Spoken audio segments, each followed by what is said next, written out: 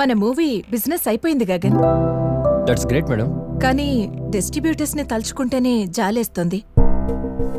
అదేంటి madam? First copy చూశాను కదా, నాకెందుకో ఈ మూవీ వర్కౌట్ కాదనిపిస్తోంది. గగన్, మీకు తెలుసో లేదో, ఇలాంటి మూవీస్ కి టైం అయిపోయి చాలా కాలం అయిపోయింది. అదేంటి మేడం, మీరు స్క్రిప్ట్ ఓకే చేశాకే కదా షూటింగ్ స్టార్ట్ చేసింది. అఫ్ కోర్స్, హీరో వాళ్ళ నాన్నగారే ఫైనాన్షియర్ కాబట్టి ఆ సబ్జెక్ట్ ఓకే చేశాను. అలా అని మన బ్యానర్ వాల్యూ చెడగొట్టలేం కదా. ఏమంటావు రాంబాబు? అవును మేడం. ఇప్పుడు ఏం చేయమంటారు మేడం? అక్కడికే వస్తున్నాను. మన నెక్స్ట్ ప్రాజెక్ట్ అనౌన్స్ చేశాం కదా. నెక్స్ట్ ప్రాజెక్టా? అది మీరు డైరెక్ట్ చేయాలంటే ఇలా సుమోల్ లేవకుండా ఒక క్యూట్ లవ్ స్టోరీని తీస్తానని నాకు ప్రామిస్ చేయండి. దట్టు మేం డిసైడ్ చేసిన బడ్జెట్లో. అదేంటి మేడం, మొన్న కథ చెప్పినప్పుడు నెక్స్ట్ ప్రాజెక్ట్ నాకే ఇస్తాన్నారు కదా.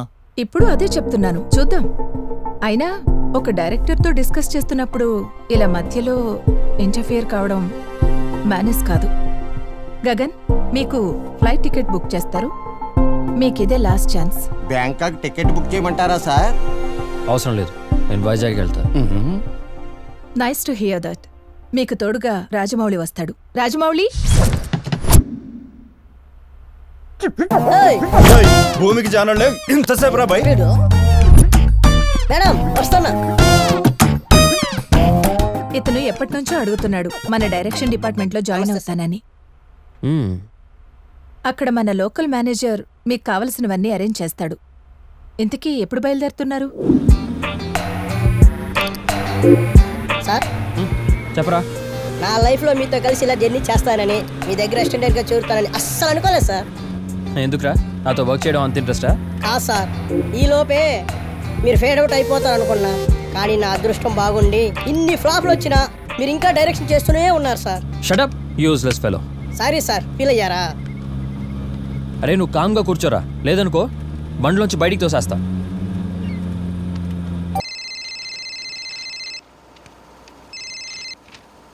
హలో, ఈ సినిమా కూడా పోయినట్టేలేరా. ఇటువంటి మనం ఎన్ని చూడలేదు. ఓకే ఓకే, ఉంటా. ఏమయ్యా ఇలారా. రెడీయా?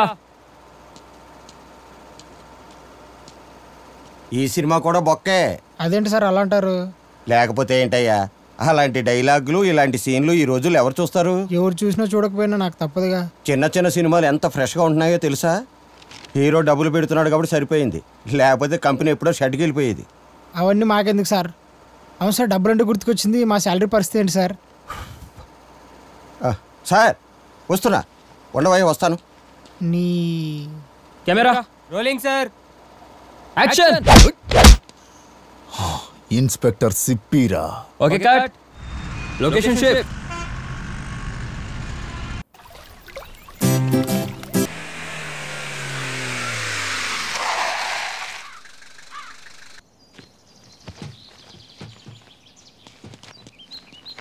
అన్న సెక్యూరిటీ లైట్స్.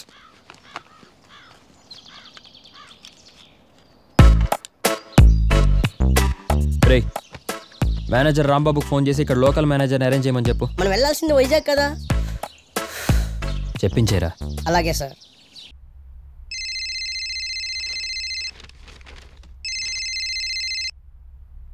హలో రాంబాబు గారు. ఏంట్రా అప్పుడు వైజాగ్ వెళ్ళిపోయారా? లేదండి, రాజమండ్రి దగ్గరలో ఆగాం. డైరెక్టర్ గారు ఇక్కడ లోకల్ మేనేజర్ని అరేంజ్ చేయమన్నారు.